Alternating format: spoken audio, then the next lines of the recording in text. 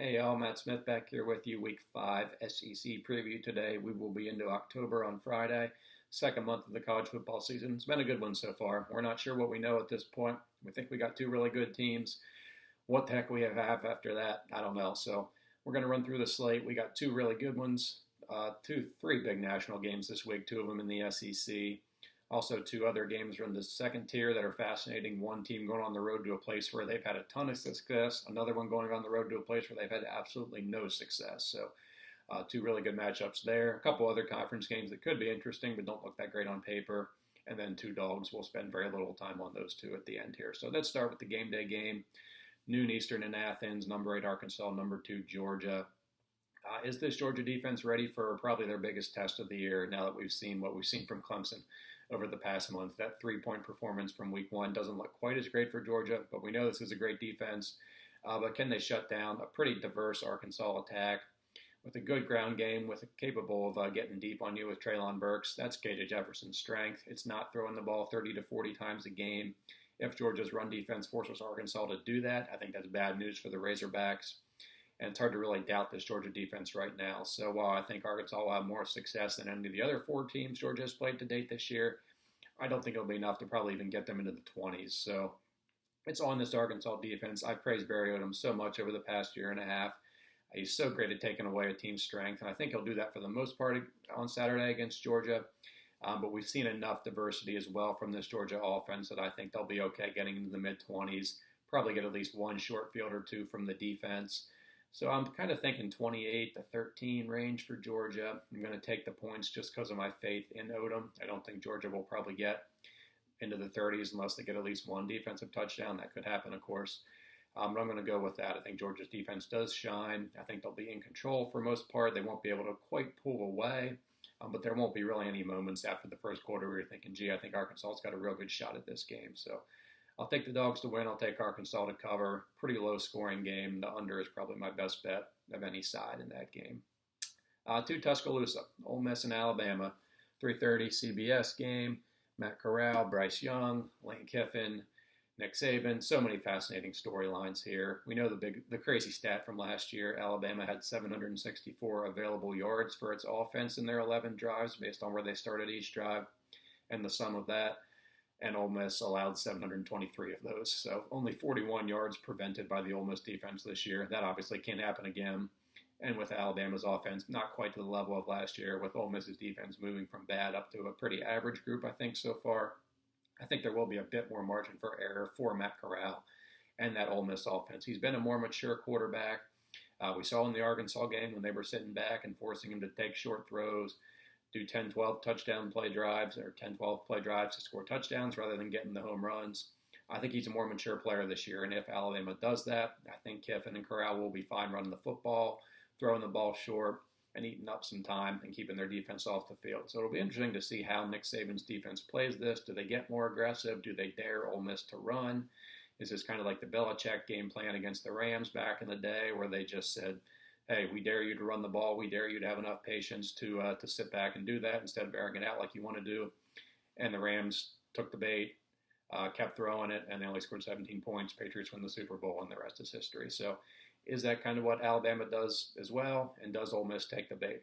I'm pretty confident, again, in the maturity of Corral, of Lane Kiffin, of Jeff Lebby in calling plays. So I think Ole Miss does have a ton of success. It's a matter of how many stops can this defense get. Again, this isn't quite to the level of the Alabama offense of 2020, but the running game's been good. The play-action game's been good. They found a complimentary receiver to Mechie and Bolden and a guy like Jamison Williams. Also had a kick return touchdown last week. Throw one of those in there, and that could really get things off the rails. But I think they're getting a classic. I think both teams get in the 40s. I can't quite pull the trigger on a straight-up win for Ole Miss, but I love the 14.5 points. I'm thinking 45 to 40. Again, a couple stops for each team, so not quite the craziness of last year in Oxford. But CBS will be thrilled with this outcome. It'll be a game in the fourth quarter, and Ole Miss does have a legit shot to win. And if you believe in Matt Corral as the best quarterback in the country, I give you Cam Newton, I give you Johnny Manziel, I give you Joe Burrow. All three were the best quarterbacks in the country. Their final seasons in college, not Manziel's final season, his second to last year. But the years they won the Heisman, they all won in Bryant-Denny Stadium. Cam with the Cam back, of course. Manziel with that crazy 29-24 game in the year Alabama went on to win the national title, and of course Burrow 2 years ago in that memorable shootout, outdueling Tua. So if you believe in Corral, it's not too far to think, oh, it's Alabama, they never lose at home. The really good quarterbacks in this league have gone in there and won. So don't be hesitant if you're that confident in Corral to take Ole Miss. I just can't quite pull the trigger here, but I think they show up and they show up well. So 45-40 Alabama is my call there in a classic in Tuscaloosa. Let's get to the two big games with ranked teams going on the road. The ESPN primetime doubleheader, Florida and Kentucky. Kentucky, the passing game has really started to slow over the past couple of weeks after looking great in week one, and they're going to need that against this Florida defense. Grantham's front seven is really coming into form, playing well against the run. And Kentucky needs Will Levis. Kentucky needs Wan'Dale Robinson to make some big plays in that passing game. They're not just going to run all over teams like they did Missouri and South Carolina. This has to be a more balanced offense, and I'm just not convinced they can do that. Dan Mullen, that offense is cranked up pretty good. Emory Jones has settled in nicely the past couple of weeks. First hostile environment of the season, Saturday night in Lexington, so maybe a bit of a tougher task for Jones. But Dan Mullen in a favorite spot. I hate picking against him in those spots. Florida obviously hasn't lost in Lexington in 35 years. Should have lost the past two games up there, but Kentucky fell apart at the end. So you do worry about the ghosts. Should this game be close in the fourth quarter, and it probably will be. Kentucky's good enough to keep this Florida offense probably in the upper 20s. So again, they'll run the ball well, but they're going to need some plays in the passing game. I'm just not convinced they can get it. So I'm thinking 27-16 or so for Florida. Not a super aesthetically pleasing game, but I think the steps this Florida defense has made since that first quarter against Alabama makes me pretty comfortable taking the Gators. So I'll lay the points and say they win again. It'll be 17 straight in a row in Lexington, I believe, for the Gators. Auburn-LSU, the nightcap, battle of the Tigers. Of course, Auburn hasn't won in Baton Rouge since '99. Can LSU win this game without having to run the football? And I think they can, because they haven't run the ball all year. I don't know why we think that would happen this week. Obviously, Georgia State had some success last week against Auburn, but Jacoby McClain was down for the first half due to targeting. Obviously, a bit of a letdown sandwich spot for the Tigers last week. They'll be more dialed in. But what gives me confidence in this LSU offense working is they have Keyshawn Boutte. We saw what Jahan Dotson did for Penn State a couple weeks ago. He was able to get free, make some big plays in that passing game. And that was enough for Penn State to pull that game out. I kind of see a similar situation here with Boutte, nation's leader with 8 touchdowns. So I think LSU can get by without running the football again. It'll catch up to them eventually. They got Kentucky, they got Florida, they got Ole Miss the rest of the month. There's losses coming if they don't get that running game going. But I think they can survive another week without that. Again, the defense continues to make pretty good strides, forced some key turnovers last week in that win at Mississippi State. So I like where this defense is. I think LSU wins. Line's about 3.5 right now. I think I'd go with LSU. I'm thinking 30-23, 31-24, something in that range. Pretty predictable score. But I think LSU gets done on the strength of the big plays in the passing game from Max Johnson and Keyshawn Boutte, kind of like we saw from Penn State a couple weeks back when Auburn went up to State College. Two other conference games, Mississippi State and A&M. That could be pretty gross. Two good defenses, two pretty bad offenses right now. The two teams have combined for only 8 passing plays of 30 yards or longer, so they're only averaging about 1 a game. That's not great. So which one can break out? We've seen the same thing over and over again from this Bulldogs offense. Will Rogers will throw it 50 or 60 times, but his yards per completions is something like 7. That's just not winning football when you're not committed to the running game, as of course Mississippi State and Mike Leach are not. So is this the week A&M gets going? State's run defense is really good. We haven't seen the receivers really emerge to make plays. Even Weidermeyer, the tight end, just a couple flashes here and there. Offensive line is not protecting Zach Calzada. That's probably why A&M went with Haynes King to start the year, the more mobile option to be able to hide some of those offensive line issues. Calzada cannot do that, being not much of a mobile guy. And we saw that rear its ugly head finally last week in the Arkansas game, where they only had 10 points, 7 of those coming on one big run from Isaiah Spiller. So I think Spiller is probably good enough for another one like that against Mississippi State, but I think this is ugly. I'm thinking 23-13, 21-13. I'll take A&M at home. The line's about 7. I wouldn't bet either side of that. I'd take the under in this one. I think 24 points absolutely will win this game, whichever offense gets there. A game where 24 points probably will not win it. That's a noon kick in Columbia, Tennessee and Missouri. You're going to see Tennessee probably as a sexy upset pick this week. Missouri, a bit of a disappointment at 2-2. Tennessee, of course, playing pretty well for a half last week in Gainesville. But I like this matchup for Missouri. I think Tennessee wants to air it out. The strength of the Missouri defense is the secondary. If Tennessee can commit to running the football, I think they can have a lot of the same success Boston College had last week on the ground. But I don't think that's the way Josh Heupel wants to play football. I think that plays into Missouri's hands.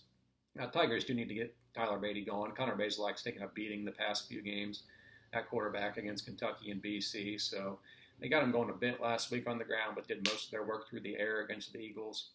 So I think they'll get Beatty going again. I think they need to try to get Beatty going. I think they'll have enough success to grind out some longer drives, keep that defense off the field. I think Missouri wins this game. I'm thinking 40-28, pretty high-scoring game, but I'd lay those 3 points. Feels like a bit of a trap with the line so low, but I'm not going to bite. I'm going to take the Tigers there. And the 2 non-conference games, Troy and South Carolina. I thought that line was crazy when I first saw it. South Carolina only -7 against a Troy team that lost to ULM last week. But the more I thought about it, South Carolina's offense is just so limited, only scoring 10 points last week against Kentucky. I think they only had 20 against East Carolina. So to say this team's good for more than 20 to 25 points against anybody, it's just hard to say that right now. So at a full touchdown, I kind of like Troy bouncing back. We've seen in the past where some Sun Belt teams that may look really bad in the conference game rise up and play an SEC team tough. We saw App State go into Columbia a couple years ago and beat South Carolina. I'm not sure Troy is quite to that level. But again, with 7 points and the state of that South Carolina offense, I think I'm going to take those points. I think South Carolina wins maybe 20-17, 23-17. Pretty ugly game there. No more time needs to be spent on that one. And of course, Connecticut Vanderbilt here in Nashville. Tickets going for about $6 there to that one. UConn 0-5 now. They played a week 0 game. Vanderbilt 1-3.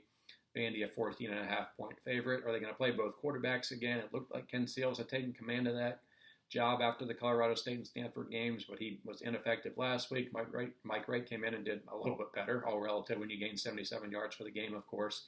But I'm thinking the Commodores might stick with their 2-quarterback system.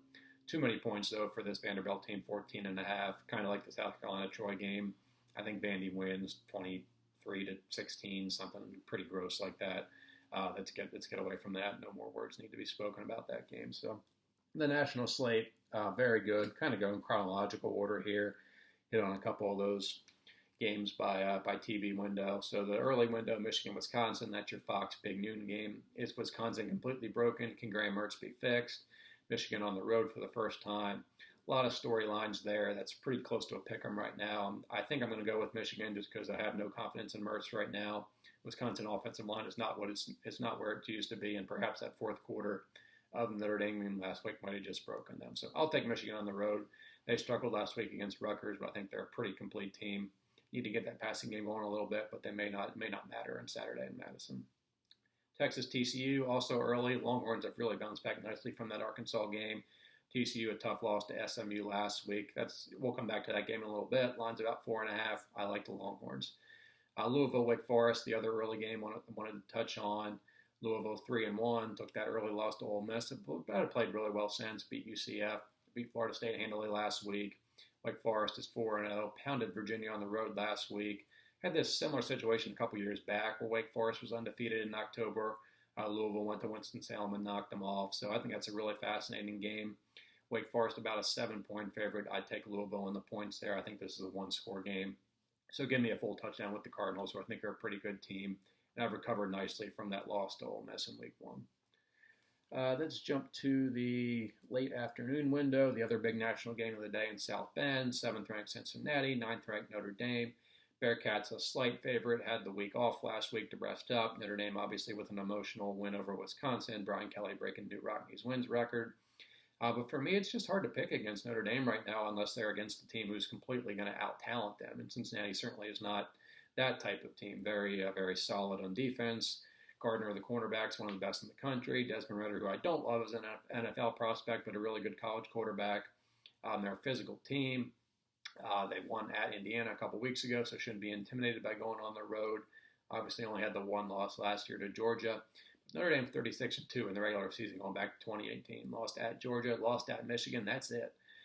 So for me to pick against them in this spot at home, a place they haven't lost in more than 4 years now, I think that'd be a bit foolish on my part, especially getting a couple points. So I'm going to take Notre Dame to win the game, get to 5-0. But I think that's a really good one and probably the biggest game in program history for the Bearcats. A couple other late afternoon games and a very loaded window. Remember, we got Ole Miss-Alabama in this window too, so a lot of channel flipping, get multiple screens going. Probably going to miss some stuff even with 3 or 4 games going at once, but that's the beauty of college football. Oklahoma on the road at Kansas State. Does not look like Skylar Thompson will be available for the Wildcats, unfortunately, who led those 2 wins over the Sooners the past couple of years. Line's about 10.5 right now. If Thompson were playing, I'd probably pick Kansas State again. Again, the Sooners are losing one eventually. They're not clicking on all cylinders. Had the Spencer Rattler issue last week where they're chanting for Caleb Williams, the backup, to come in. So it might be good for Oklahoma to actually get out on the road for the first time this year now that they had the Tulane game moved to Norman. So it might be good for their team building, some chemistry, get away from a bit of a toxic environment, I think, in Norman, given how last week went in the escape over West Virginia. So I think we'll see Oklahoma dial it in again with Thompson. I'd love K-State here, but I think that offense is pretty stodgy. We saw it last week against Oak State. So I think Oklahoma wins 10.5. I don't love that number. No strong feeling there. But I think they finally get that K-State monkey off their back. Out west, Oregon-Stanford. That's an interesting 3:30 Eastern kick as well. Ducks about an 8-point favorite. Did not look great last week against Arizona. Again, I don't think they're a complete team. I don't love Anthony Brown as a quarterback. Running game is really good. Defense is still dealing with some injury issues. Thibodeau, Sewell, Justin Flo, they've all been banged up at times this year. Don't have a real strong feeling on this game at -8. If it were under a touchdown, I'd be comfortable with Oregon. Probably double digits, I'd take Stanford, so I'd stay away from this game. I think Oregon wins, but again, much like Oklahoma, I don't love the completeness of this team, and even with a down Pac-12, with games against Oregon State, Washington, UCLA still to come, I think there's definitely a loss coming for the Ducks. And one other game in that window, Ohio State and Rutgers. Rutgers is going to beat you up physically. You saw it with Michigan last week, 20-13. I think Ohio State's receivers will be able to crack that Rutgers defense a bit. And even if the Buckeyes defense does struggle more than Michigan's does last week, I don't think they're in too much danger even going on the road. So 34-20, something like that for Ohio State. Could be a game into the second half. Rutgers, again, is salty. They'll push you around. But I think the matchups on the outside that Michigan could not expose last week, Ohio State will be able to with Wilson and Olave. So if they're not turning the ball over, again, the defense is still a bit of a mess. So I think Rutgers can get into the 20s. But I don't think that'll be enough against C.J. Stroud back after a 1 week load management, I guess, rest last week against Akron.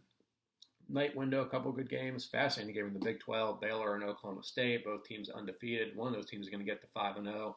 And with Iowa State struggling, the winner of that game, you might say, is the biggest challenger to Oklahoma for the Big 12 title. Fun game in Stillwater there between the Bears and Cowboys. 2 nice surprises in the first month of the year. New stadium opening down in Birmingham, Liberty and UAB. Liberty lost last week at Syracuse, so maybe a bit of a luster off this game, but still 2 of the better Group of 5 programs in Liberty and UAB. Hugh Freeze and Bill Clark, 2 very good coaches. That new stadium in Birmingham is beautiful, up on the north side of town, right by the SEC headquarters. Look forward to seeing that place packed after UAB finally getting out of the dump that was Legion Field.